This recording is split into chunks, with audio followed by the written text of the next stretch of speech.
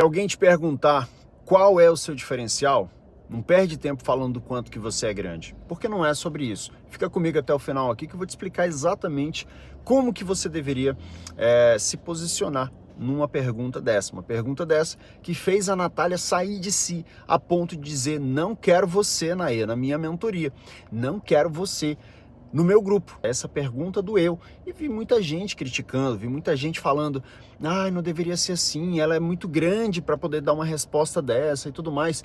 Mas isso pode acontecer com qualquer um.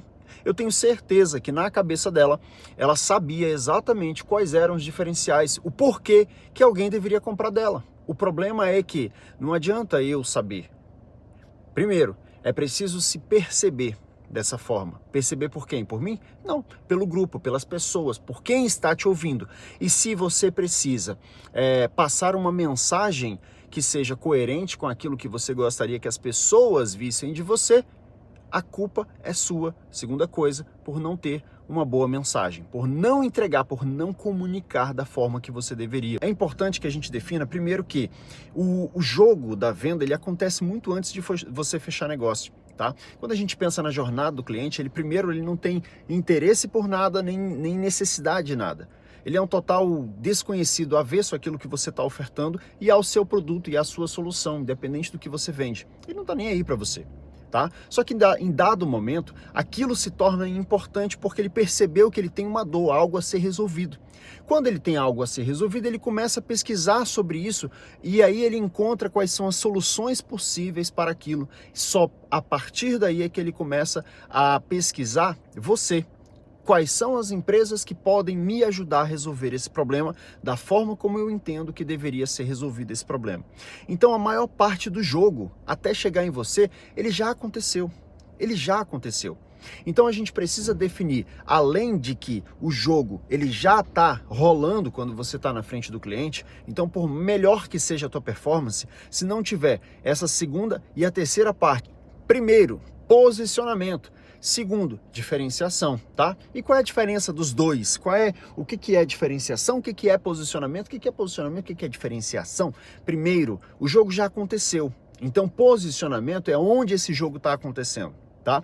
Segundo, diferenciação é o que te torna melhor do campeonato. Se você estar num campeonato é a posição, ganhar é o teu diferencial. Então, não tem como, é preciso que você entenda isso, não tem como, eu estou usando aqui uma analogia para ficar mais claro, mas não tem como, de forma alguma, em hipótese nenhuma, que o teu cliente entenda a tua diferenciação se você não estiver posicionado conforme você deveria. Imagina que existe uma pessoa que faz harmonização facial por 50 mil cada área. Você está começando na harmonização facial, acabou de fazer teu curso, começou a pisar na harmonização facial. Então, imagina que se você se posicionar ao lado desse especialista que hoje já cobra 50 mil por área, estou dando um exemplo aqui, tá? Você tende a ter um posicionamento ruim.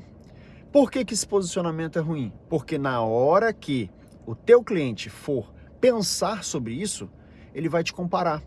Então não existe posicionamento sem comparação. E se não existe posicionamento sem comparação, eu só consigo me diferenciar se eu estiver bem posicionado. Eu, Irã, hoje não posso concorrer, não posso me colocar na mesma prateleira de um Flávio Augusto, de um Marcos Marques, porque senão eu estaria na roça. Entendeu? Então, o que eu posso fazer? O que eu posso fazer? Eu preciso me posicionar numa faixa em que eles não estejam. E eu preciso me posicionar, falar com o meu cliente, eu preciso falar da forma correta, na linguagem correta, com a clareza que o meu cliente, que está nessa faixa, entende e possa me comparar, não com esses maiores, mas com quem está nessa faixa.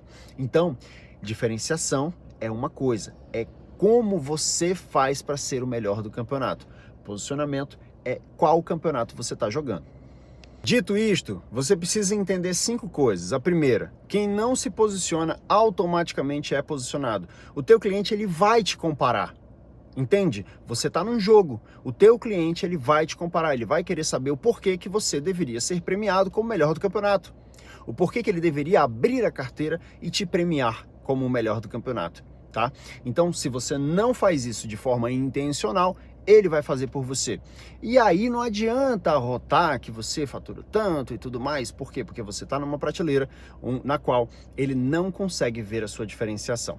Ponto final, tá? E isso puxa uma segunda coisa. Se eu estou falando que você não pode ficar rotando o seu diferencial por meio do quanto que você é grande ou o tamanho do seu faturamento, eu automaticamente estou te dizendo que se o teu cliente, ele vai te comparar com alguma coisa, então se você fazendo seu posicionamento ou não, ele vai criar um parâmetro para poder te avaliar, então essa avaliação não é sobre você, não é o que você pensa sobre você. E aí a gente já quebra um monte de coisa. Ah, porque o meu atendimento é excelente. Ah, porque meu local é maravilhoso. Ah, porque... Cara, isso são critérios que o teu cliente ele não avalia mais. Por quê? Porque ele entende como básico que você deveria ofertar para ele. Ponto final. Tá? Então assim, não é sobre o que você pensa sobre você mesmo. É sobre o que o cliente pensa sobre você mesmo. Terceiro motivo pelo qual você deveria ter um bom posicionamento e saber responder essa pergunta. Sem inimigo não há competição. Sem inimigo não há diferenciação. Então você precisa entender quem são os seus concorrentes. Você precisa se antecipar a quem está concorrendo com você. Por quê? Porque aí você consegue definir a prateleira da qual você se coloca. Se não, a gente entra no quarto pilar. O que é o quarto pilar? Sobra a briga por preço, tá? E aí muitas vezes você quer cobrar mais caro e não consegue justificar a cobrança maior. Por quê? Porque você está numa prateleira da qual, se você está cobrando tão caro, por que eu não posso comprar um concorrente que, na minha visão, na minha percepção, tem mais valor do que você? Aí sim a gente consegue, em último caso, em última instância, o quinto ponto aqui, a gente consegue criar um diferencial sobre o quanto que nós somos grandes, o quanto que nós já fizemos e tudo mais. Mas eu preciso criar uma história, criar uma narrativa. Lembra lá no início eu te falei, a responsabilidade pela tua mensagem, ela é estritamente tua. Como o teu ouvinte recebeu, a responsabilidade também é sua. Por quê? Porque se você não foi claro o suficiente, ele vai entender como ele quiser e ele vai te classificar e ele talvez não entenda que você tem as qualidades que você diz que tem. Diferencial não se prova, se cumpre, tá? E aí se você tem um histórico, por último, em última instância, em última prateleira, você sim pode usar disso a teu favor. Mas não comece por aí, porque quem vai definir se você é o melhor do campeonato não é o que você pensa sobre você mesmo, é o que você foi capaz de criar na cabeça do teu cliente sobre quem de fato você é e a capacidade que você tem de transformar a vida desse cliente a partir do que você entrega, a partir do que você vende, a partir do que você cumpre, e é isso que no final vai fazer com que o teu cliente entenda que você é o melhor